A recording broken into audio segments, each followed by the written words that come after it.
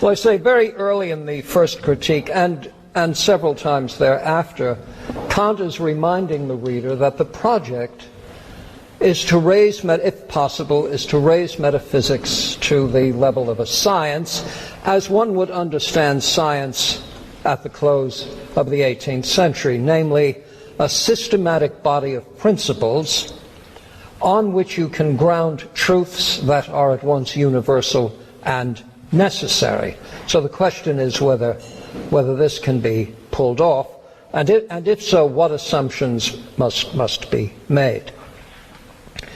But he wants to make clear what gets us to be metaphysicians in the first instance. And I think in the back of his mind, this is just another reminder of how people like Hume get themselves and the rest of us in trouble. What gets us to be metaphysicians in the first instance is that as ordinary percipients going through a life of ordinary events and having the most ordinary sorts of experiences, we begin to ask questions about the source of the experience, the nature of the experience, what it is about our experience that matches up or fails to match up with what others have. Can we trust our senses? What are we supposed to do about these illusory phenomena, etc., etc.? And so reason begins to raise questions about the nature of experience itself. Before long, you're steeped in conjectures and wild theories and unsupportable, untestable suppositions. You've now entered, he says, the arena of metaphysics, do you see? This is where these conflicts are played out. They're played out in the individual person, and they're played out in whole schools of philosophy. Now, since you are learned Oxford scholars, you know where the very term metaphysics comes from. It comes from Aristotle, but it doesn't come from Aristotle having an idea of what metaphysics is. Well, of course he had an idea of what metaphysics is since he invented it, but it's in the work we call Aristotle's Metaphysics that in Book 1 he informs his students, now having addressed the major issues in the natural sciences, physis, we will take up fundamental questions regarding the nature of being as such. So, what he's going to be lecturing on now is something that comes after the treatise on physis. And when first century scholars started lining up Aristotle's work and imposing a chronology on them, this work, which came after the physics, was simply designated Metaphysica, after the physics. Now, in the good old days, when we were all very serious about keeping things neat and tidy, we used to tell students that metaphysics had two interdependent branches that constituted metaphysics. One had to do with the question of real being, real existence, so that one ground of metaphysical inquiry was ontology. And there are fundamental ontological questions, and in fact Aristotle's Metaphysics addresses questions of that sort. Are there really substances? Do they undergo change? If they undergo change, do they remain the substance they were, etc., etc.? But of course, to address a question like that, you have to have some mode of inquiry. And every mode of inquiry is subject to criticism. Every mode of inquiry has its limitations. And so in the process of addressing ontological questions, you also have to ask how adequate, how apt the mode of inquiry is that you're using to address the question. And that comes down to us as epistemology. And so metaphysics in the traditional sense was a combination of ontological and epistemological inquiry designed to answer fundamental questions about real existence and the nature of the relationships that obtain among really existing things. Sometimes Aristotle's metaphysics is collapsed into, you can summarize his position by saying that the number of things we can know is determined by the number of questions we can ask, of which minimally anyway, there are four. Does a thing exist? If it exists, in what degree does it exist? In what relation does it stand to other things? And what is it for? What is it for? The teleological part of explanation. So Kant is coming along centuries later. He's respectful of Aristotle, but he wants to notice that although mathematics and science have come a long way since Aristotle's time, this business of metaphysics doesn't seem to have moved an inch. And the question is why and what might be done to move the ball further down the field. Will we ever get out of the arena of contests in which one set of conjectures and speculations does battle with another set? Meanwhile, what has the world of high thought and science had to say about all this? And Kant laments the fact that because metaphysics has gone nowhere, the persons most interested in objective science have adopted what Kant calls indifferentism. It's sort of a pox on all these metaphysical houses. Why bother with it? We've got Newton, we've got Galileo, we've got Torricelli. We're doing just fine. Let the philosophers drive themselves crazy. And Kant understands, and correctly understands, that that is not a permissible option. Science cannot be indifferent as to its most fundamental grounding. It cannot be indifferent to the question of what presuppositions make it possible in the first instance. So the metaphysician's task is to restore metaphysics to a state of respectability, lest scientists and mathematicians become complacent and thus court error. Now, what isn't on offer? Well, what is not on offer is the evidence of sense as a way of settling these questions. If you take a systematic science to be something that is parasitic on core universal principles, necessarily true, that is foundational for anything one erects on it, the evidence of sense is uniquely inapt. It's shifting, it's subject to error. The most you can claim for it is a kind of contingent, factual truthfulness, but certainly nothing universal. So what Kant wants to make clear is that the nature of this metaphysical inquiry is into those pure aspects of the understanding. And when Kant says pure, he always means non-empirical. Reinen Vernunft, pure reason, is reason stripped of all empirical supports, attributes, and content. Pure.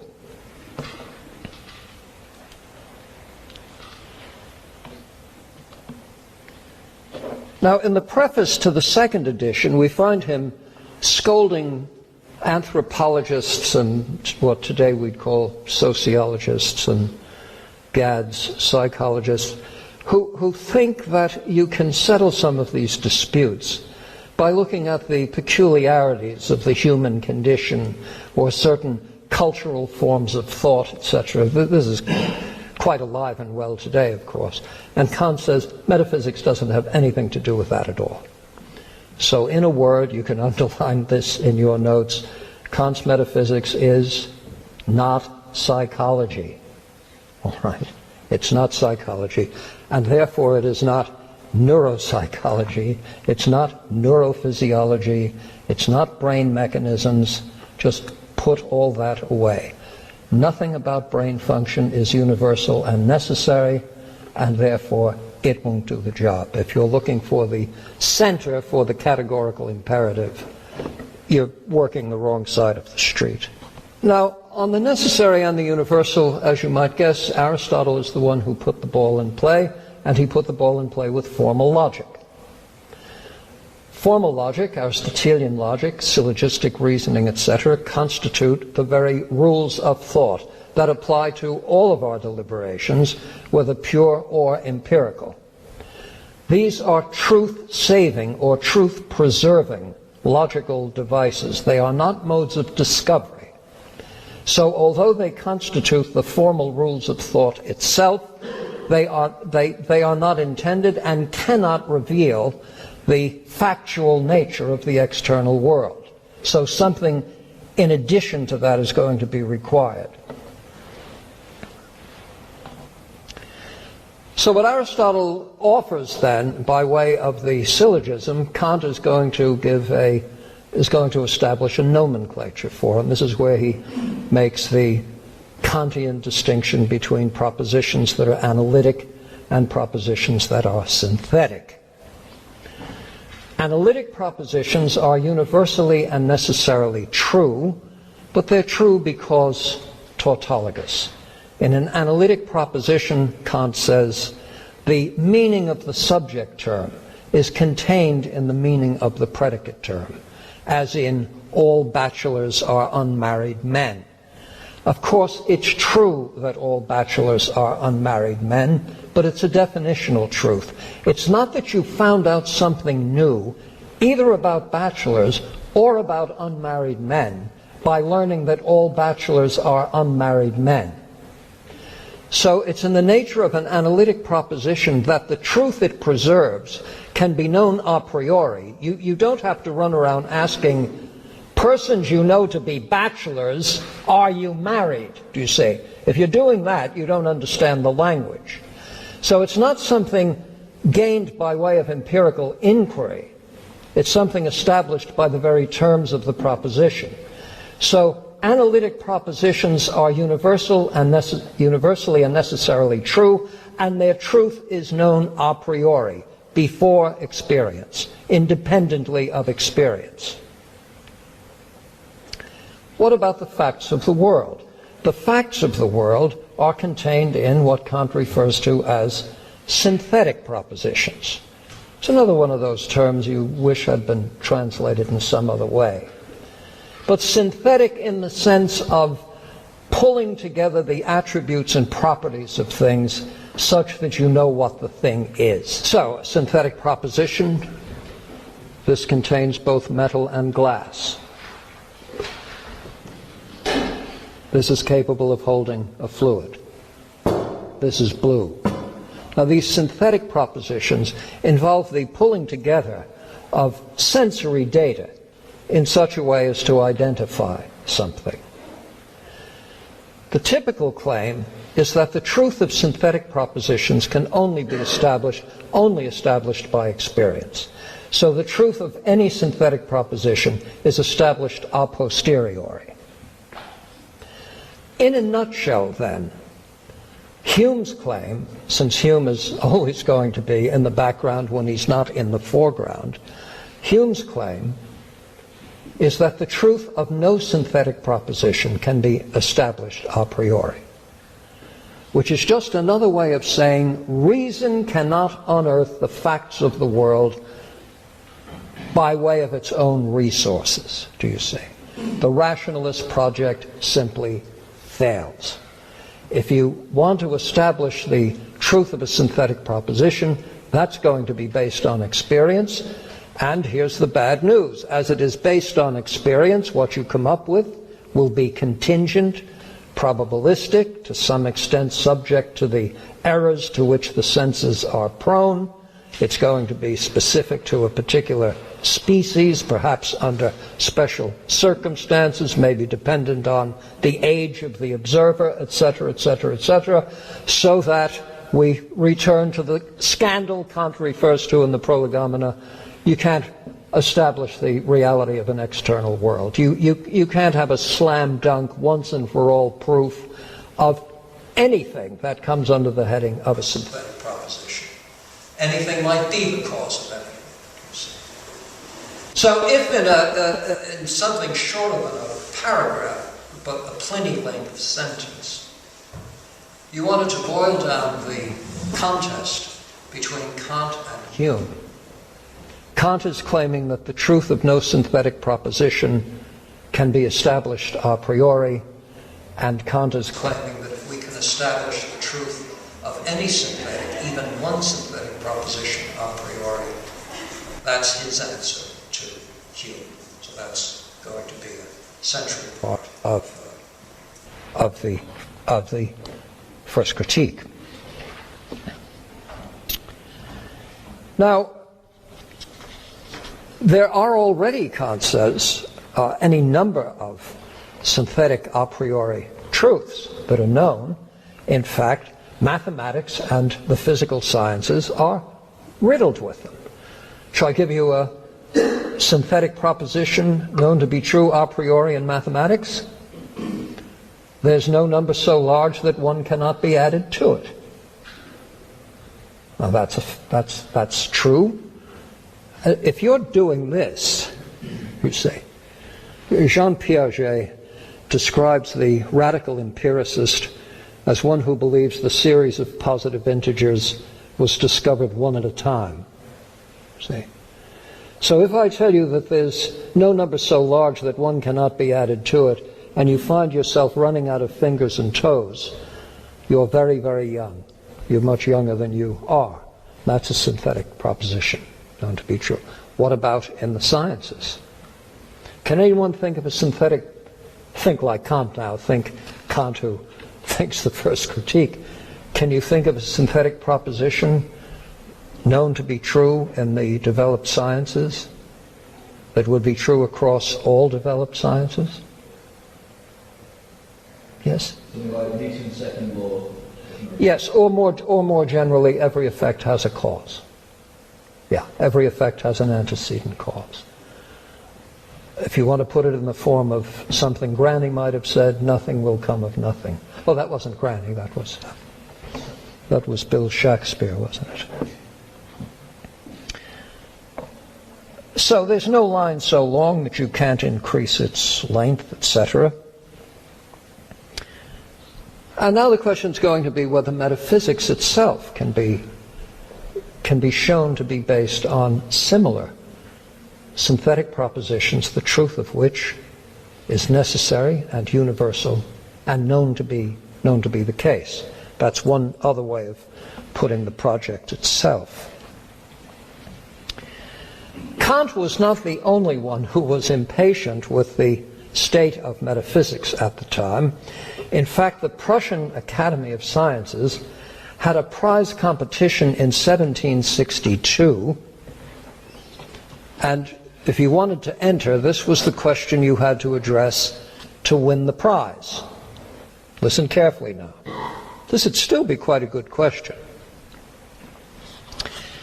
Quote, whether metaphysical truths in general, and especially the first principles of natural theology and morals, are capable of the same degree of proof as geometrical truths, and if they are not capable of such proof, what is the nature of their certainty, and to what degree can they achieve it, and is such certainty sufficient for conviction? Can metaphysics give us a totally credible account of the claims of religion, for example? How about the insistent demands of morality? Is it merely a matter of taste? Is it merely cultural? Could we find some place that, non-vegetarian, and they like to eat their young, and that happens to be their preference? Or is there some way of establishing metaphysically that there are core moral precepts, the truth of which is necessary and universal if, and then you'd have to fill in the if with a certain kind of life is possible, etc., etc., etc. So there's the prize competition, and Kant entered it. Immanuel Kant enters the prize competition of 1762 and finishes second. Who won? Moses Mendelssohn won, in part because he cheated. He actually answered the question head on. Kant was doing some other things. But what's recorded by the competition itself is the Prussian academies, and that is to say, indeed, the Prussian aristocracy, the Prussian king, already worried about the relativizing trends now taking place in the Anglo-European world. Remember now, this is the 1760s. The French philosophers are having a heyday against all traditional forms of authority. This is 1762. In 1765, Voltaire publishes a kind of ridiculing play on the claims of Leibniz. What's the name of the play? Candide. And who is the learned Leibnizian in Candide? Dr. Pangloss. And Pangloss has established without doubt, he's established to a moral certainty in virtue of his rational calculus that this is the best of all possible worlds. Now, it's part of Leibniz's rational philosophy that, yes, there is a distinction to be made between matters of fact and the truths of reason. But Leibniz argues that in the end, if we really had fully developed knowledge, we would understand that all propositions, including all factual propositions, are analytic. That is, everything is what it is because necessarily it must be. And if you follow that throughout the arc of the argument, then of course one of the conclusions, almost trivially true, is that this indeed is the best of all possible worlds. Any questions? So, a musical was made out of Candide.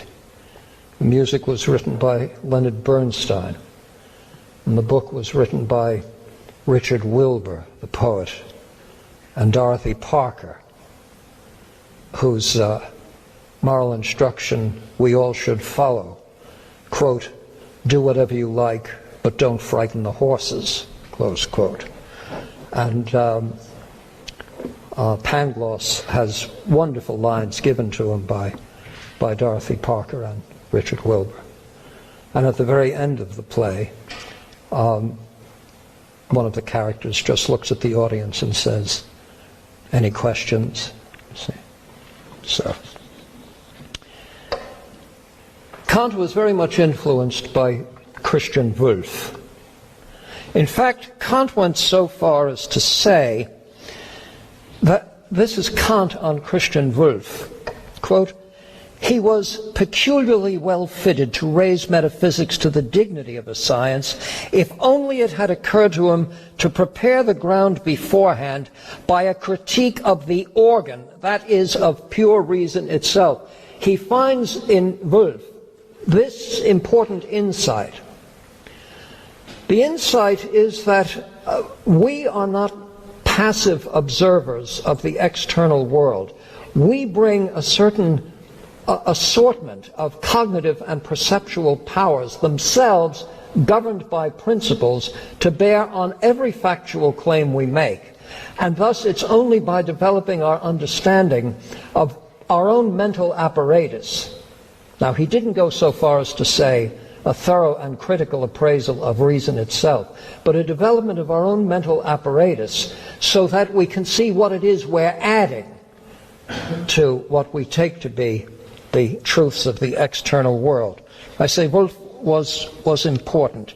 He agitated for a scientific comprehension of the human mind and a systematic study of cognition.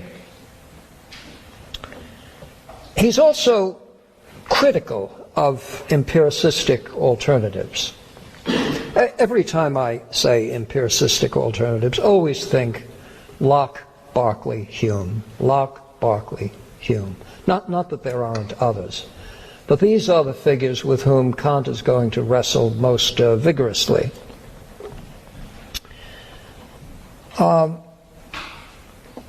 Wolff was a Leibnizian. In fact, much of Leibniz's fame was posthumous. And much of the attention paid to Leibniz's teaching came as a result of the influence Christian Wolff had, and the recognition that Wolff was providing distillations and supporting essays on Leibnizian philosophy and Leibnizian theology.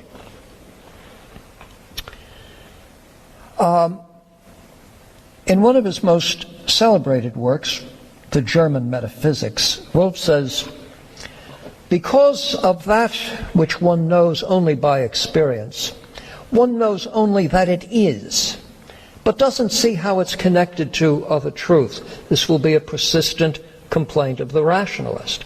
What do you end up with when you have Baconian science? You end up with a thick and thickening book of observations, but there's nothing there to pull it together.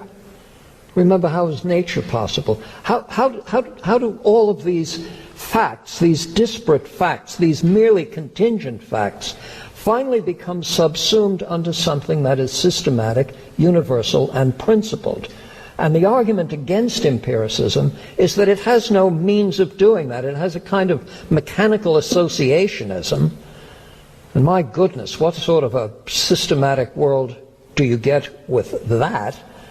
Even Hume says, with that, anything could be the cause of anything. So on the rational side, the rationalist side, what one is trying to do is render experience intelligible. And on the empiricist side, there is the complaint that every attempt at rendering experience intelligible is going to be based on precepts and principles that cannot be rationally grounded, cannot be rationally validated, you see.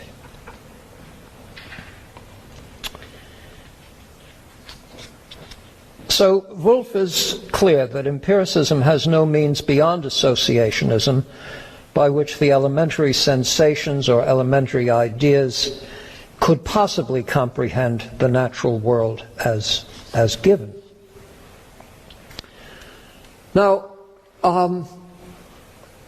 Locke's essay concerning the human understanding was read by Leibniz, and Leibniz prepared a book-length reply to it, because he wanted to engage Locke directly in a productive philosophical controversy. And then Locke did something entirely unfair. Do you know what he did? He died. So here's Leibniz, hell-bent on having a good, robust sort of cafe metaphysics argument with the great British empiricist, and lo and behold, Locke goes ahead and dies on him. So Leibniz sat on the work for quite some time, and it finally was published, and it was published under the title New Essays on the Understanding. In that work, he attributes to Locke a maxim which you'll find nowhere in Locke. It's probably a fair attribution, but it's a scholastic maxim, which I say is not anywhere to be found in Locke's essay. Nihil est in intellectu quod non fuerit erat in sensu. Nothing is in the intellect which was not first in the senses.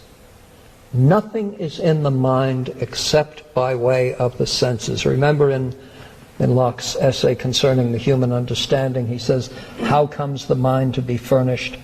I answer in a word, from experience. So, nihil est in intellectu, nothing is in the intellect, quod prius, which first was not in the senses. Leibniz's reply to this could actually have been boiled down to three words. Nisi intellectus ipse. Nothing but the intellect itself. So, here are the terms of the dispute. On Leibniz's side, there must be an active, organizing mind. There must be some set of organizing principles and precepts such that experiences don't simply become a bag of happenings. Rather, they become a coherent whole. They cohere. they render the world intelligible, not merely sensible, but intelligible. Well, how much of this prefigures the critique of pure reason? A good deal of it prefigures what Kant is going to be arguing for. Namely, precisely what is in, so to speak, the intellect that is responsible for the integration and synthesis and the rendering intelligible of the evidence of sense. Now,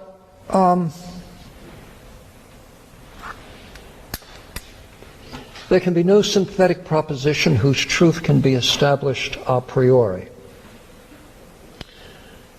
And Kant takes a look at what Hume is claiming in the inquiry. Remember, Kant did not have Hume's treatise of 1739. He had the inquiry of 1751, which was translated into German. The treatise was also translated, but not in time for Kant. So here's David Hume, who tells us that he sees on the billiard table before him a ball moving, striking another ball which then moves, quote, "and I must own I cannot see some third term betwixt them." So what Hume can't see, what Hume has no empirical evidence of, is causality. It's not on the billiard table. So where is it? Well, it must be in Hume. It must be some habit of the mind.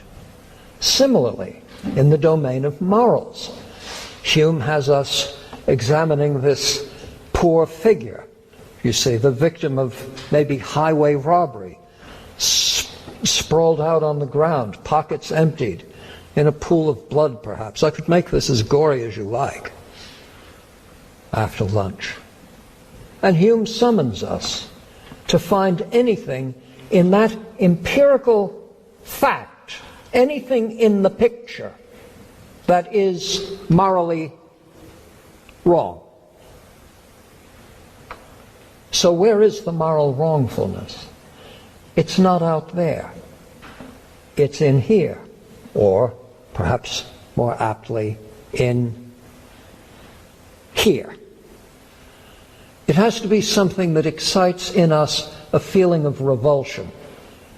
Where do you feel revulsion? I generally feel revulsion right about here, I would say. Sometimes I call it heartburn. It comes if I watch the news. Feelings of revulsion, or feelings of happiness. That is to say, the moral ascriptions that we make are reflections of how events in the external world affect us affectively, emotionally, sentimentally. He's one of the great figures in the British sentimentalist tradition of moral thought. So again, causality is a habit of the mind based on constant conjunctions. Morality is a set of sympathetic responses to events. Where does this put the physical sciences? Where does it put all the sciences?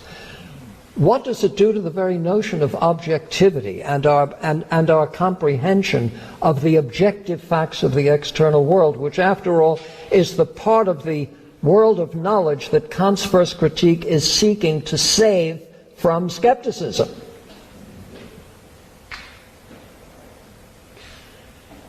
Now, I don't want to be guilty of a libel. I don't want to say, though it's absolutely true, and truth is a defense in a libel action, I suspect that more than half of this throng is quite at home with Hume on morals. I mean, I'd be very surprised, do surprise me though, if you were prepared to take the position that moral precepts are absolute and universal, that the adequacy of a moral theory is entirely independent of the psychological, social, and cultural dimensions of the lives of those who subscribe to the theory, that there are moral truths that are true across all time, etc., etc. That's a pretty old-fashioned way of viewing things. Didn't Hume get it right, that after all what we mean by morals is just a set of largely sentimental dispositions? We then do a kind of rational gloss on our own feelings, and we might come up with some quasi-utilitarian account that not only does it make me sick to my stomach, but it's, bad for the stock market, that sort of thing. You do realize that if you attach yourself to a view like that, you are prey to a quite interesting criticism that was advanced, that can be found in Kant, and was advanced actually by G.E. Moore, of all people, a century ago. Here's the problem with the view. I'll try to do this right if I can. Now, I know what gives rise in me to feelings of revulsion. All right? Split infinitives, for example. The improper use of the gerund. All sorts of things. And the older I get, the more things come under that heading. Most of them grammatical. But I don't quite know what gives rise in you to feelings of revulsion. So let's say we go down the highways and byways of the world, and we both see that body stretched out in a pool of blood, pockets emptied, and I go something like, ooh, and you go something like, ew. Now, I know my feeling of revulsion, but I have no way of knowing your feeling of revulsion. Now, we walk a little further, and there's another body, and it's even in worse shape, and then I go, ooh, ooh, and you go, ooh, ooh. And you look at me and say, that's more revolting to me than the first one was. And I say, well, it's more revolting to me too. But as I don't know the magnitude of your revulsion, and you don't know the magnitude of my revulsion, we can't have a moral argument. So there's something counterintuitive about a theory of morals that precludes serious moral disputes. How do you argue with people regarding their toothaches? Well, you say it's a terrible toothache, and I say I doubt it very much. That's not grounds for it. You said to your dentist, I've got a toothache, and he says, oh, come on. You change dentists, you say. So there is that counterintuitive consequence. There are answers to all these things. We're philosophers, so there's an answer to everything. The problem is then there's an answer to the answer, and it goes on. And we engage in what Kant referred to as herumtappen, kind of blind groping that seems to be getting somewhere because our arguments get louder. Well, Hume sees billiard balls on a table before him. But you understand that space is also not given as a stimulus. He sees one ball move, and then another ball moves. And you understand that time is also not given in the stimulus array. There are no sense organs for time. There are no sense organs for space. We've already seen the dispute regarding space. Leibniz has a reasonably good argument that concludes with there's no such thing as absolute space. There's no such thing as absolute space because there is no, call it a cause, call it a sufficient reason. There's no cause of nothing, and if by absolute space you mean something entirely empty is a nothingness, and you can't cause nothingness. So I say on one account, space itself is problematical. But whatever you might want to say in behalf of Newtonian space, you certainly can't say that there's a sense organ that responds to it. So where is Hume going to get a billiard table out there with one thing moving and then another thing moving? So we already begin to see what Kant's ploy is going to be. Kant's ploy, the The gambit goes something like this. You accept Hume's conclusions, but you show that there are presuppositions necessary for those conclusions to be defensible. And the presuppositions turn out to be at variance with the Humean position in the first instance.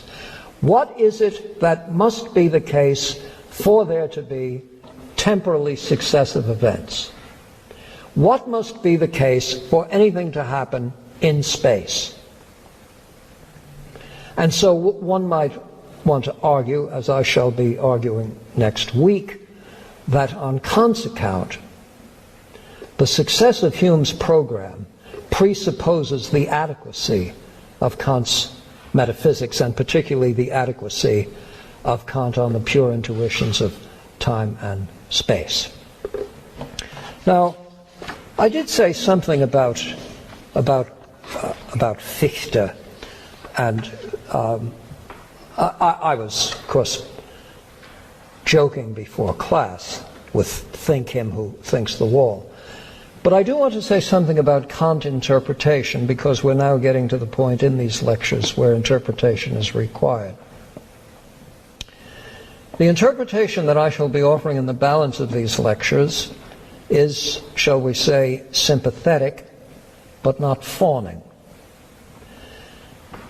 And sympathetic in this sense, Kant is one of the great philosophical minds in the history of philosophical reflection. It gets tiresome to see the volume of books and articles so self-contented in establishing how silly Kant was to claim X or Y, how wide of the mark he was with a particular argument, how absolutely self-contradictory he is from page this to that. But you get a picture of Kant very much like the picture philosophers of mind give you of Descartes, that he was some ninny who attached himself to some theory or thesis, some theater of the mind, some homuncular theory according to which we've got to have someone inside looking at what we're looking at in order for us to see it, that any first-year philosophy student can do much better at. Silly Descartes, for goodness sake, he makes mistakes that 15-year-olds would find laughable. I want you to disabuse yourself of that convenience. Descartes was not the class clown, and Kant did not go through 2 editions of perhaps the greatest metaphysical treatise ever composed while proving how wonderful he was at missing the point and contradicting himself. So what I'm going to presuppose in the lectures is where the text is problematical, there's a stylistic problem, a translation problem, and to some extent perhaps a problem of comprehension. You want to begin with the assumption that if you don't get what Kant's saying, it could be that you're not getting it, not necessarily that he isn't saying it. So that's what I mean when I say that the lectures will be sympathetic. I will always try to think the Kant who was thinking the first critique. And there's a secondary literature out there that you could build a house with, a very large house with, that will make clear to you how routinely Kant gets almost everything wrong. I began these lectures with Jonathan Bennett declaring the body of Kant's thought to be dead and gone, and the only remaining task is to see if you could find some semblance of life amidst the litter. Yeah, sure. See you in a week.